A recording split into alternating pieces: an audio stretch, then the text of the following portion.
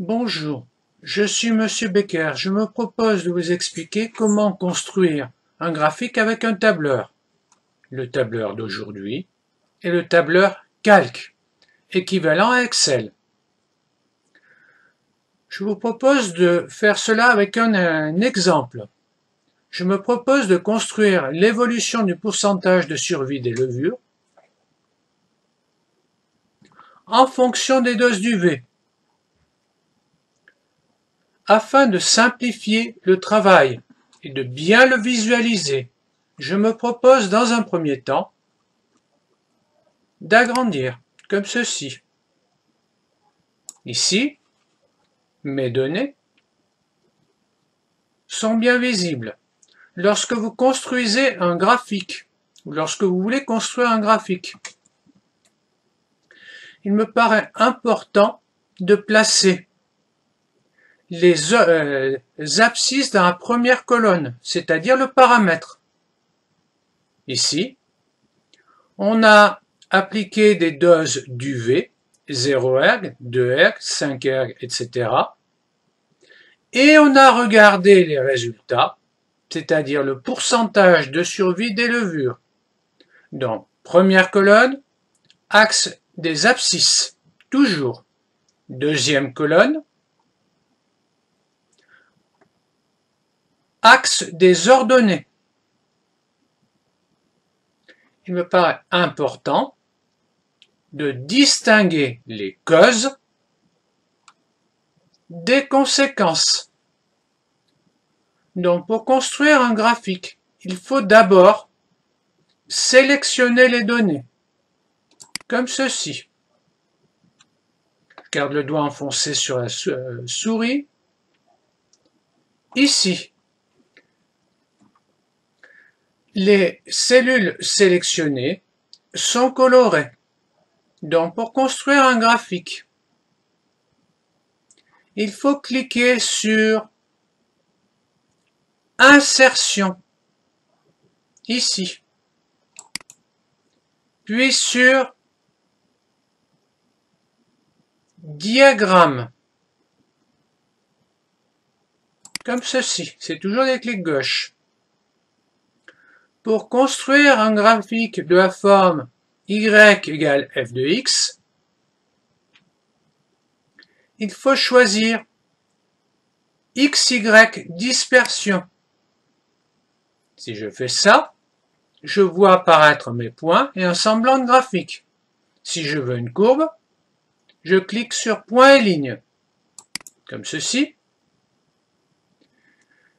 Lorsque je regarde mon graphique, j'observe une ligne brisée. Or, l'évolution est continue. Si je veux une courbe, je dois cliquer sur type de ligne et non pas direct, mais lissé. Si je fais ça, je vois apparaître une courbe. Je vais maintenant aller sur les éléments du diagramme, comme ceci, et y placer mon titre. Donc, titre général,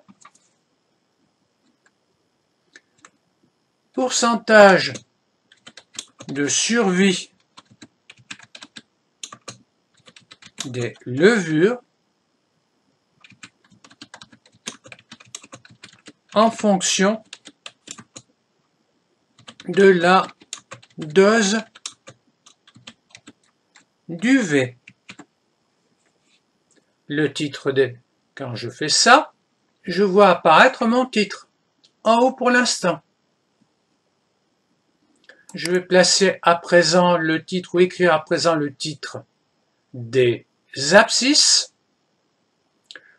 Ici, il s'agit des doses d'UV et j'indique entre parenthèses en erg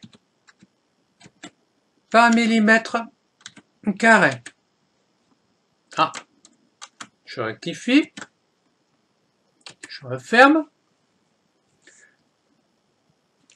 Vous pouvez constater que le titre des abscisses apparaît, pour l'instant en bas et sous le graphique. Voyons à présent le titre des ordonnées. Titre des ordonnées, c'est donc le pourcentage de survie des levures. Terminons. Donc, cliquons sur Terminer. Je vais garder le doigt enfoncé sur la souris et faire un glisser-déplacer pour placer mon titre dans le coin de l'écran. Je vais agrandir, ou plutôt déplacer encore un petit peu. Voilà. Je vais revenir sur ma figure, l'agrandir. Voilà. Je vais encore me déplacer légèrement ou l'agrandir comme ceci, de façon à n'avoir que le graphique sur les yeux. Ici, mon graphique est construit, mais il ne respecte pas les règles de présentation des graphiques. Donc, je vais dans un premier temps sélectionner ma figure, ou plutôt l'intérieur.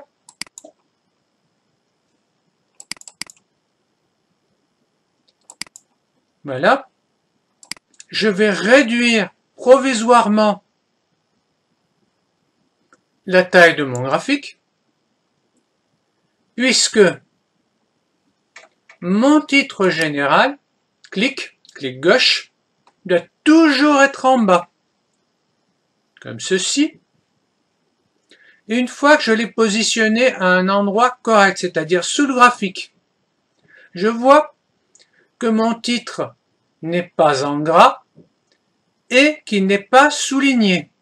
Donc à ce moment-là, je fais un clic droit cette fois, formater le titre. Je vais aller dans la police de caractères.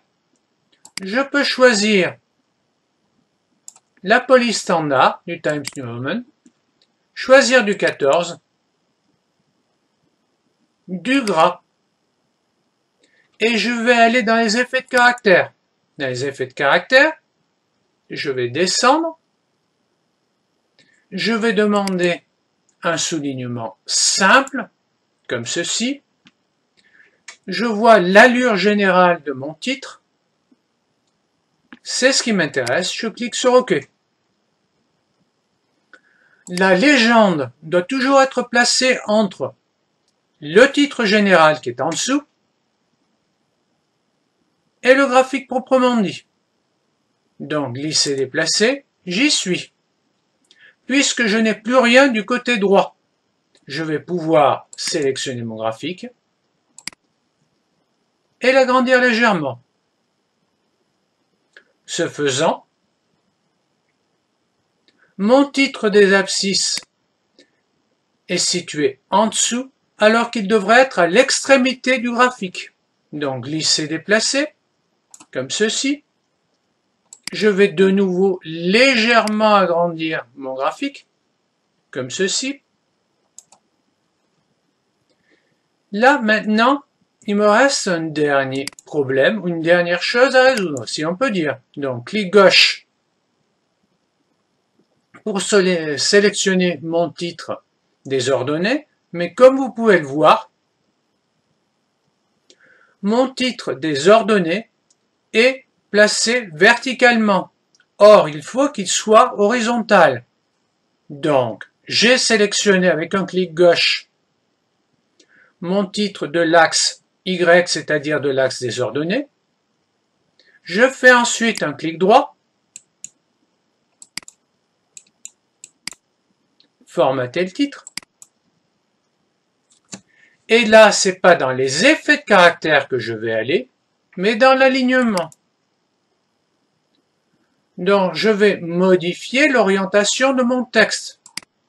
Je peux l'orienter comme ça. Là, je vous montre simplement un exemple. Si je fais ça et que je clique sur OK, mon titre est oblique. C'est pas ce que je souhaite, évidemment, puisque je souhaite qu'il soit horizontal. Donc, de nouveau, un clic droit, formater le titre, et je peux cliquer sur 0, c'est-à-dire un titre horizontal. J'aurais pu tout aussi, ici, taper l'angle. Ici, 0 degré. Je clique sur OK. Mon titre est horizontal, mais mal placé, glisser, déplacer. Ici. Là, mon titre est correctement positionné. Je peux remonter légèrement ma légende et mon titre. Voilà comment construire un graphique. Maintenant, imaginons que toutes les valeurs ne commencent pas à 0. Il peut, dans certains cas, être intéressant de faire couper l'axe des ordonnées, axe Y, à une autre valeur que 0. Donc, il suffit de sélectionner l'axe, de faire un clic droit. Là, manifestement, je n'ai pas sélectionné mon axe. Là, il est sélectionné. Suivi d'un clic droit. Formater l'axe. Si je clique ici, si je veux changer la position de l'axe des ordonnées, il suffit de cliquer sur positionnement. Je vais par exemple choisir une valeur de 40.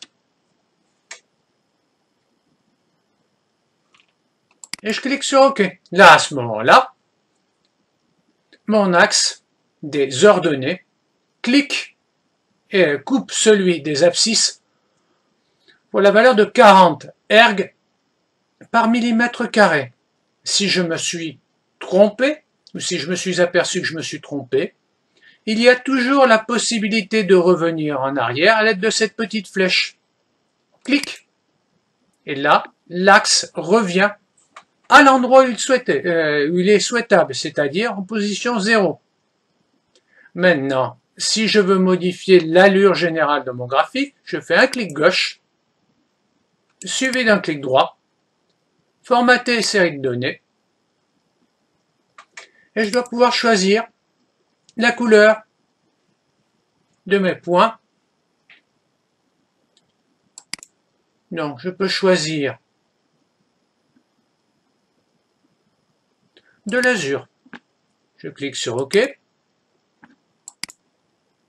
Et la couleur a changé.